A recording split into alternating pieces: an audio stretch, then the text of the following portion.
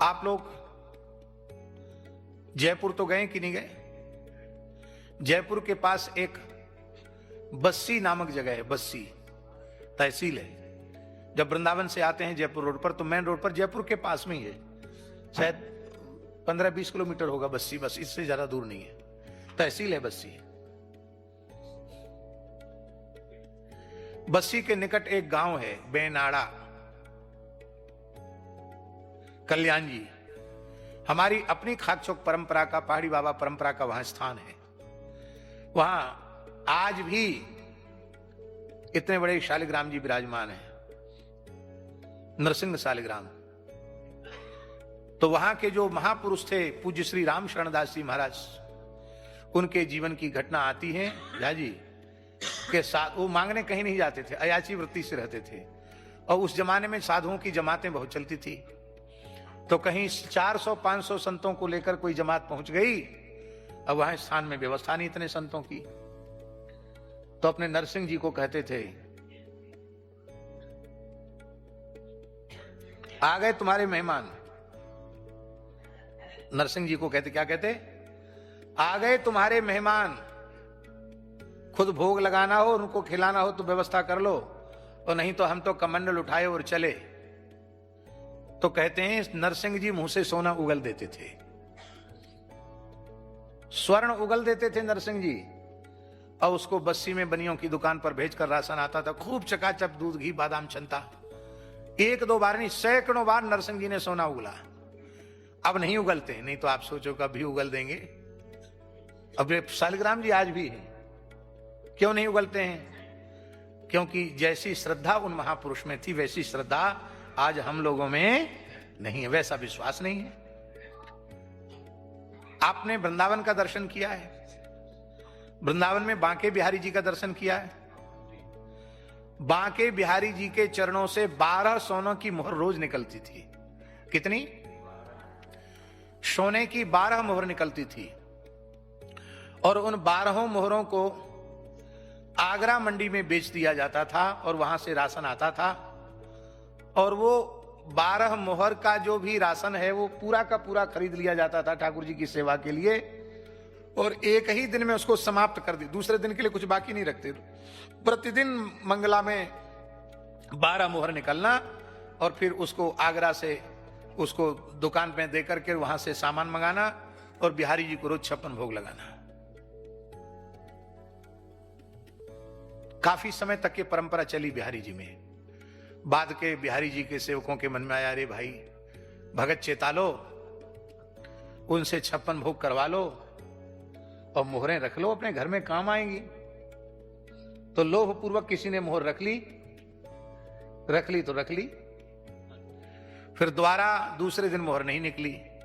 बोलो वृंदावन बिहारी की जय। तब से आज तक मोहर नहीं निकली। अब खाओ कमाओ। सतोगुण रहने पर भी लोभी स्वभाव बना रहता है, और विकार नहीं होंगे, पर सतोगुणी पुरुष भी कई बार लोभी प्रकृति के देखे जाते हैं। इसलिए शास्त्रों में लिखा है, सतोगुण से लोभी, रजोगुण से कामी, और तमोगुण से क्रोधी होता है। सतोगुण से लोभी, रजोगुण से कामी, और तमोगुण से क्रोधी। लोभ नहीं रहेगा तो महाराज जी सतोगुण तमोगुण तो पहले ही चले जाएंगे। लोभ की निवृत्ति होते ही सतोगुण तमोगुण विदा, जय सिया राम, चले गए। इसीलिए निर्लोभता उस जीव में प्रकट होती है जिसका अंतिम जन्म होने को होता है। अंतिम जन्म होने को होगा तो लोभ रहित हो जाएगा।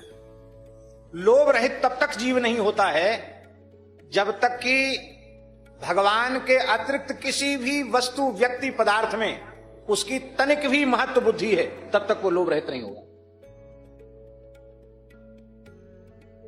फिर से सुन लें, भगवान के अतिरिक्त किसी भी व्यक्ति, वस्तु, पदार्थ में कहीं भी इतनी भी महत्व बुद्धि हुई, वो लोभ रहित नहीं। वहां परिक्रमा करने से बड़ा पुण्य होता है, वहां नहाने से बड़ा पुण्य होता है, तो लोभ हुआ कि नहीं हुआ? लोभ। बोलो, इतना कर लोगे तो प्रजापत्य व्रत का फल मिल जाएगा, इतना कर लोगे तो तप्तकृच्छ चांद्रायण हो जाएगा, ऐसा कर लोगे तो ये हो जाएगा, इतना लाख जप कर लोगे तो, इतना करोड़ जप कर लोगे तो ये हो जाएगा। लोभ है।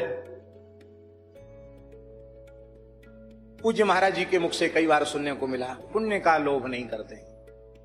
यद्यपि वे तीर्थों में अवगाहन बड़ी श्रद्धा से करते थे, लेकिन उनके चित्त में पुण्य का लोभ नहीं था।